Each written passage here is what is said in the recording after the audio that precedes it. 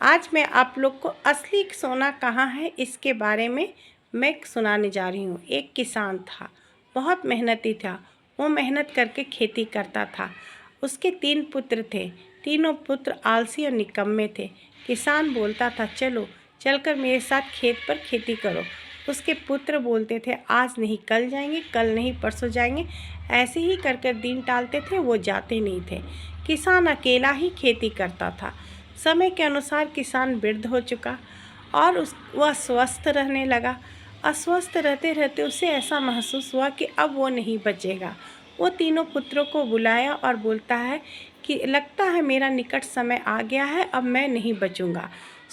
मैं तुम्हें एक राज की बात बताने जा रहा हूँ। मैंने एक घड़े में काफ़ी सोना डालकर अपने खेत में छुपा दिया है। अगर तुम लोग को समय मिले तो जाकर निकाल लेना, जिससे तुम्हारा सुखपूर्वक जीवन चल सके। ऐसा कहकर किसान मर गया। अब तीनों पुत्र तो आलसी थे, सोचे आज नहीं कल जाएंगे, कल नहीं परसों जाएंगे, लेकिन आखिर करके उन्होंने निश्चय किया अब तो वो खजाना निकालना ही पड़ेगा। तीनों पुत्र कुदाल लेकर खेत पर चले। पूरा खेत को कोड़ दिए, खोद डाले, लेकिन कहीं भी उन्हें वो घड़ा नहीं मिला। तो एक व्यक्ति देख रहा था। वो बोला, जब खोद ही दिया है तो इसमें से घास अलग कर दो। तो बोला, नहीं नहीं, मैं खोद रहा था कि पिताजी ने बोला यहाँ एक घड़ा छुपाया हूँ खजाने का। तो कहे कि अच्छे से घास अलग करो, शायद तुम्हें घड़ा मिल जाए। तो वो पूरा घास अलग कर दिया। तो फिर वो व्यक्ति बोला कि नहीं मिला। तो कहे नहीं। तो कहे कि जब नहीं मिला है तो इसमें बीज डाल दो। बीज डाल दिया तो पौधा थोड़ा थोड़ा बड़ा होकर छोटा छोटा पौधा निकल गया। तो वो बोला कि जब पौधा निकल ही गया है तो थोड़ा सा खाद और पानी भी डाल दो।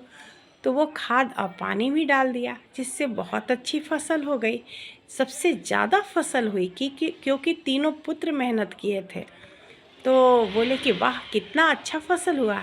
तो वो व्यक्ति बोला, तुम्हारे पिताजी इसी खजाने की बात कर रहे थे कि ये असली खजाना यही है, यही परिश्रम का है, यही सोना है। इसको से तुम खा भी सकते हो और बेच भी सकते हो, और तुम्हारा जीवन भी सुखपूर्वक बीत सकता है। तो कैसी लगी कहानी? अगर अच्छी लगी हो तो लाइक और सब्सक्राइब कीजिएगा। धन्यवाद।